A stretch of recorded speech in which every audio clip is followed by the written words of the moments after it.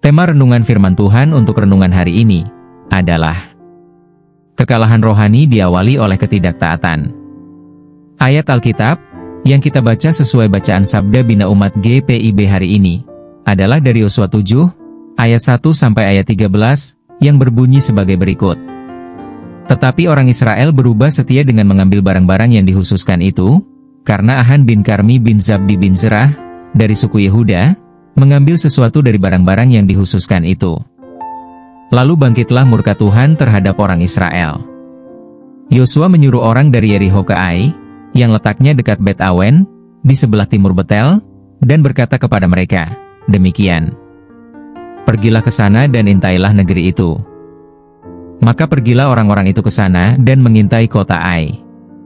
Kemudian kembalilah mereka kepada Yosua dan berkata kepadanya, tidak usah seluruh bangsa itu pergi, biarlah hanya kira-kira 2 atau 3 ribu orang pergi untuk menggempur Ai itu.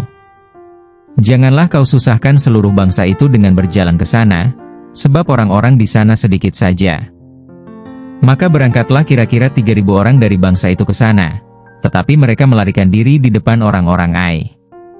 Sebab orang-orang Ai menewaskan kira-kira 36 orang dari mereka.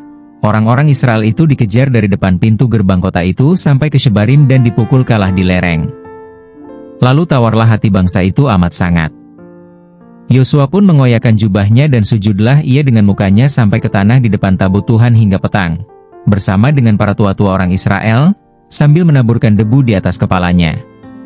Dan berkatalah Yosua, "Ah, Tuhanku Allah, mengapa engkau menyuruh bangsa ini menyeberangi sungai Yordan? Supaya kami diserahkan kepada orang Amori untuk dibinasakan? Lebih baik kalau kami putuskan tadinya untuk tinggal di seberang sungai Yordan itu. Oh Tuhan, apakah yang akan kukatakan, setelah orang Israel lari membelakangi musuhnya?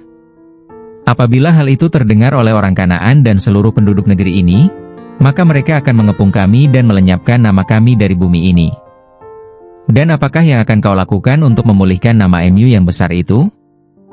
Lalu berfirmanlah Tuhan kepada Yosua, "Bangunlah. Mengapa engkau sujud demikian? Orang Israel telah berbuat dosa. Mereka melanggar perjanjianku yang kuperintahkan kepada mereka. Mereka mengambil sesuatu dari barang-barang yang dihususkan itu. Mereka mencurinya, mereka menyembunyikannya dan mereka menaruhnya di antara barang-barangnya. Sebab itu orang Israel tidak dapat bertahan menghadapi musuhnya. Mereka membelakangi musuhnya, sebab mereka itu pun dihususkan untuk ditumpas. Aku tidak akan menyertai kamu lagi jika barang-barang yang dihususkan itu tidak kamu punahkan dari tengah-tengahmu.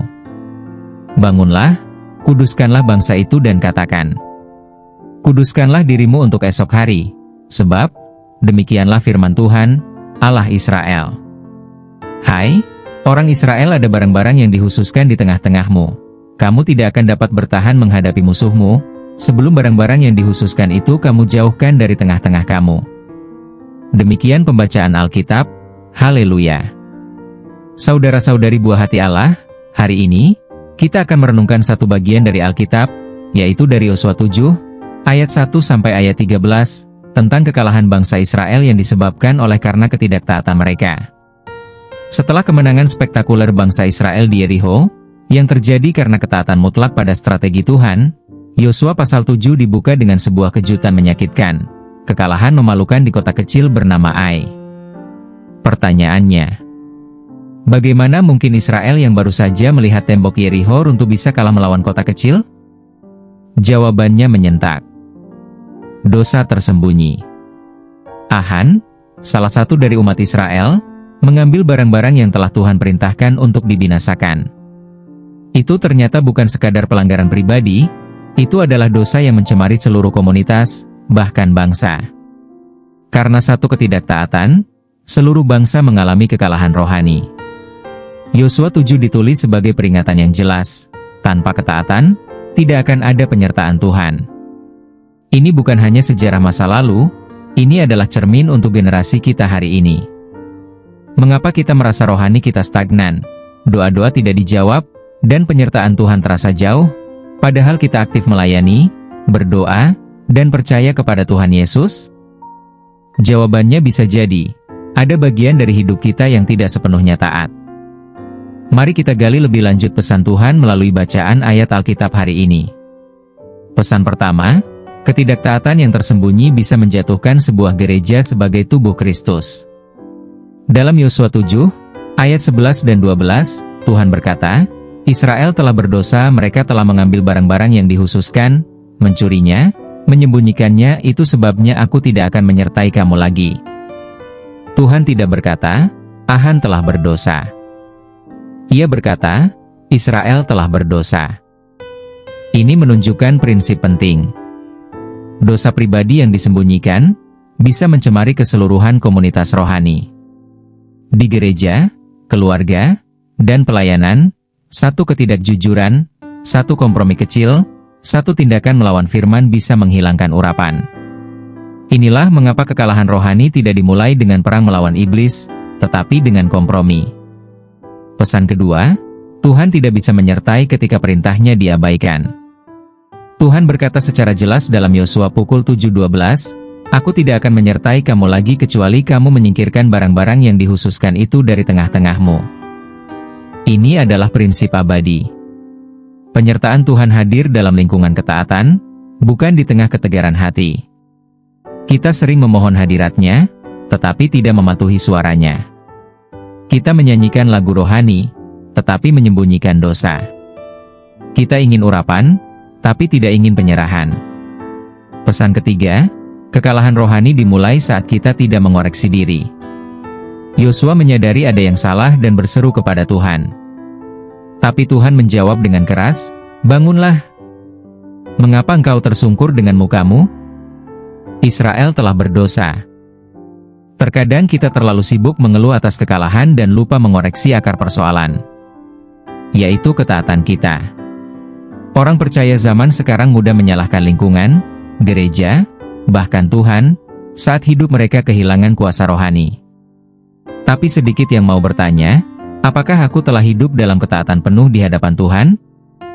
Pesan Tuhan yang sering terabaikan. Banyak orang Kristen berpikir bahwa kasih karunia meniadakan pentingnya ketaatan. Tapi Yosua 7 membongkar ilusi itu. Kasih karunia tidak membatalkan perintah Tuhan. Kasih karunia justru memberi kita kuasa untuk menaatinya. Kekalahan rohani sering dimulai saat kita 1. Meremehkan dosa kecil. 2. Menyembunyikan pelanggaran. 3. Menunda pertobatan. Apa yang dapat kita aplikasikan? Jika hidup kita terasa berputar di tempat, kehilangan damai, kehilangan kuasa dalam doa, kehilangan gairah pelayanan, bisa jadi karena ada area ketidaktaatan yang belum dibereskan. Tuhan tidak bisa menyertai perjalanan hidup siapapun yang menolak kebenarannya.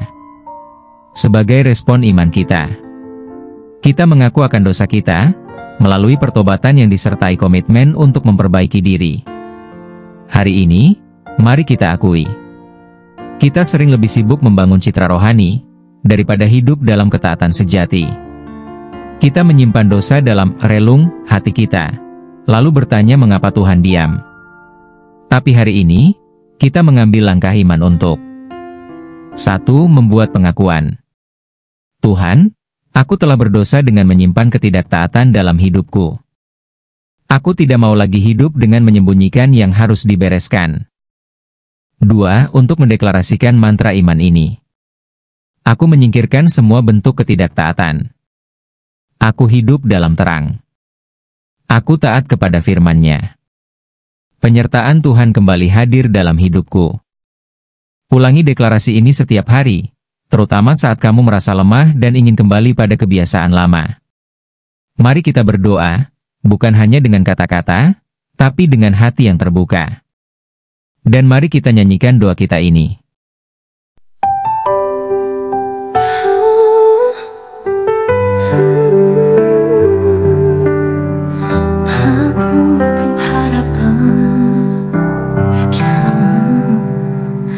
Akhirnya ku sadari kesalahanku.